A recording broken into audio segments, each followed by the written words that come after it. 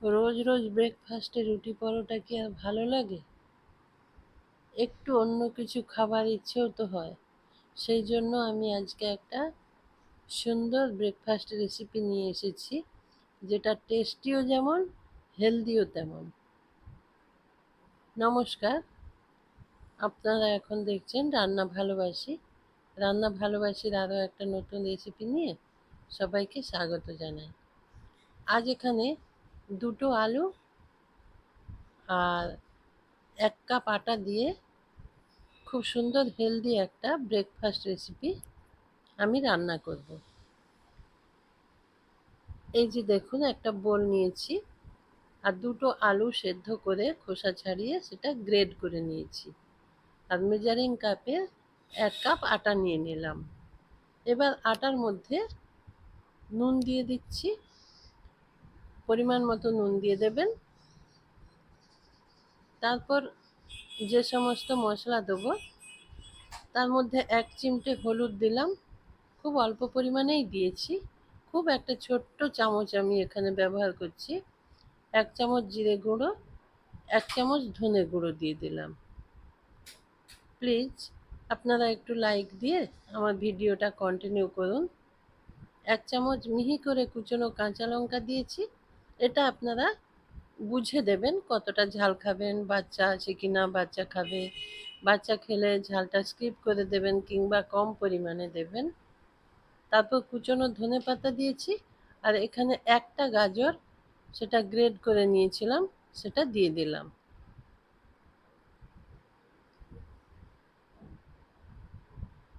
এই যে কালো গোলমরিচ গুঁড়ো, এটা 1/2 চামচ দিলাম।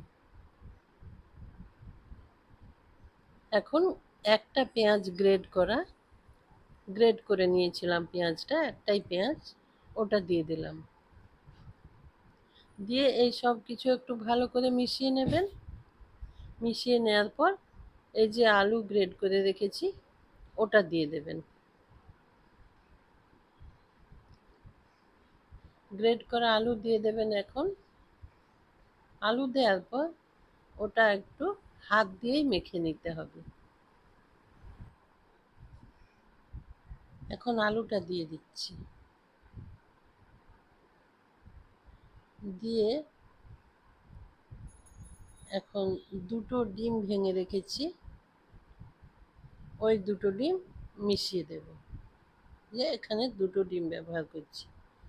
আপনি যদি মনে করেন আরও ডিমের পরিমাণ বাড়িয়ে দেবেন, সেটাও ভালো, দিয়ে দিতে পারেন।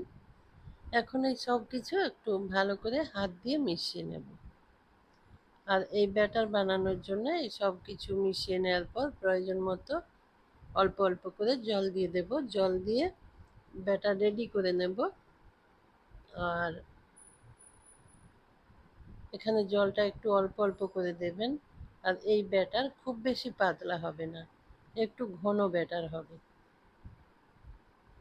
একসাথে সেই জন্য বেশি জল দেবেন না, সেটা হয়তো পাতলা হয়ে যাবে। সেই জন্য অল্প অল্প করে বারে বারে জল দিয়ে এইভাবে ভালো করে মেখে একটা ব্যাটার বানিয়ে নেবেন। অল্প অল্প করে জল দিয়ে একটা ঘন ব্যাটার এখানে বানিয়ে নেব। ততক্ষণে এখানে একটা কথা বলি, আজকে যারা নতুন আমার ভিডিও দেখছেন, আমার চ্যানেলটা সাবস্ক্রাইব করেননি, তাদেরকে বলছি প্লিজ চ্যানেলটা সাবস্ক্রাইব করে আমার পাশে থাকুন। এই যে দেখুন, এই যে একটা ঘন ব্যাটার বানিয়ে নিয়েছি, এইরকম হবে ব্যাটার। হ্যাঁ, যেটা বলছিলাম, আমার চ্যানেলটা সাবস্ক্রাইব করে আমার পাশে থাকবেন। আর ডান দিকে থাকা বেল আইকনটা প্রেস করে দেবেন। তাতে আপনি আমার রান্নার সমস্ত নোটিফিকেশান পেয়ে যাবেন। আর আমিও অনেক অনেক উৎসাহ পাবো রান্না করার। আর আমার রেসিপিগুলো যদি আপনাদের ভালো লাগে তাহলে কমেন্ট করবেন, লাইক করবেন, আর বন্ধুদের সাথে শেয়ার করবেন। তাতে আপনার বন্ধুরাও আমার রেসিপিগুলো দেখতে পারবে। ব্যাটার রেডি হয়ে গেছে। এখন ঢেকে কিছুক্ষণের জন্য রেখে দেব। বেশিক্ষণ না, 10 থেকে 15 মিনিট রেখে দিলেই হবে। তারপরে এই যে উনুনে একটা তাওয়া বসিয়ে দেব। এই যে দেখুন, খুব সুন্দর সেট হয়ে গেছে। আর এই যে একটু ঘন ঘন এটা হয়েছে। এই তাওয়া বসিয়ে দিয়েছি। এখন তাওয়া গরম করে ওপর থেকে অল্প একটু সাদা তেল এই যে ব্রাশ করে দেব। আপনারা চাইলে এখানে বাটারও ব্যবহার করতে পারেন। এই যে তেলের পরিবর্তে একটু বাটার দিয়ে ব্রাশ করে নেবেন। তবে এখানে খুব বেশি তেল বা বাটার ব্যবহার করার কোনো দরকার নেই। এইভাবে হালকা করে দিয়ে দেবেন। তারপরে এই ব্যাটার থেকে এক হাতা নিয়ে নেব, নিয়ে এইভাবে ছড়িয়ে দেব। এটা যে একদম খুব সুন্দর গোল করতে হবে তার কোনো মানে নেই, টেরা বেঁকা হলেও চলবে।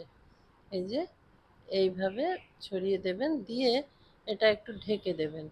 তাতে খুব তাড়াতাড়ি রেডি হয়ে যাবে, বা খুব সুন্দরভাবে প্যানকেক তৈরি হয়ে যাবে। গাজর, এই সমস্ত যে কাঁচা সবজি আছে সেগুলো সেদ্ধ হয়ে যাবে খুব তাড়াতাড়ি। এখন একদিক হয়ে গেছে, আরেক দিকটা উল্টে দেব।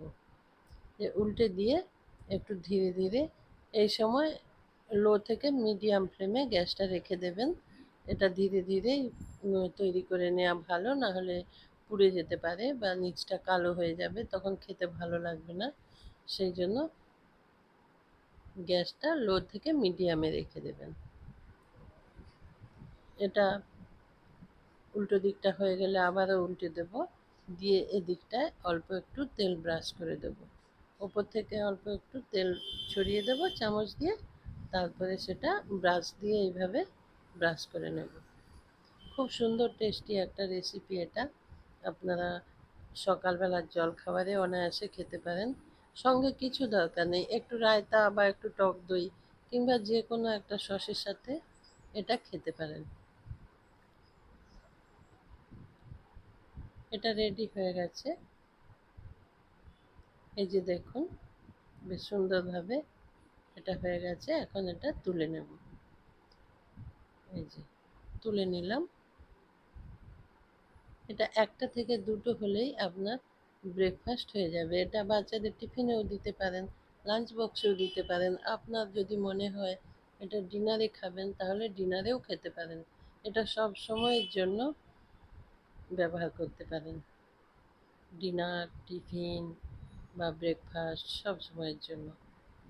আমি আবারও একটা তৈরি করে দেখিয়ে দিচ্ছি।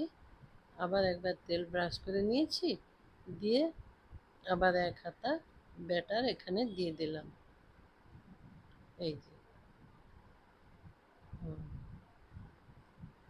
দিয়ে আবারও এটা একবার ঢেকে দেব। ঢেকে বেশিক্ষণ রাখার দরকার নেই, 2 থেকে 3 মিনিট রেখে দেবেন, তাতেই হবে। তারপরে এই যে খুলে আবার ওটা ওপর থেকে অল্প একটু তেল দিয়ে দেব, দিয়ে তেল ব্রাশ করে দেব। তারপরে ওটা উল্টো দিকটা উল্টে দেব। উল্টে দিলে খুব সুন্দরভাবে এটা রেডি হয়ে যাবে। এই যে দেখুন, এটা খুন্তি দেওয়ার আগেই তাওয়া থেকে উঠে গেছে। এই যে দেখুন, খুব তৈরি করা এটা সহজ, খুব সহজ পদ্ধতিতে সুন্দর হেলদি একটা রেসিপি আপনাদের বলছি। এই রেসিপি বাচ্চাকে দেবেন, বাচ্চা খুব খুশি হয়ে খাবে। আবার এটা স্বাস্থ্যকর রেসিপি একটা। এইভাবে সবগুলো এক এক করে তৈরি করে নেব।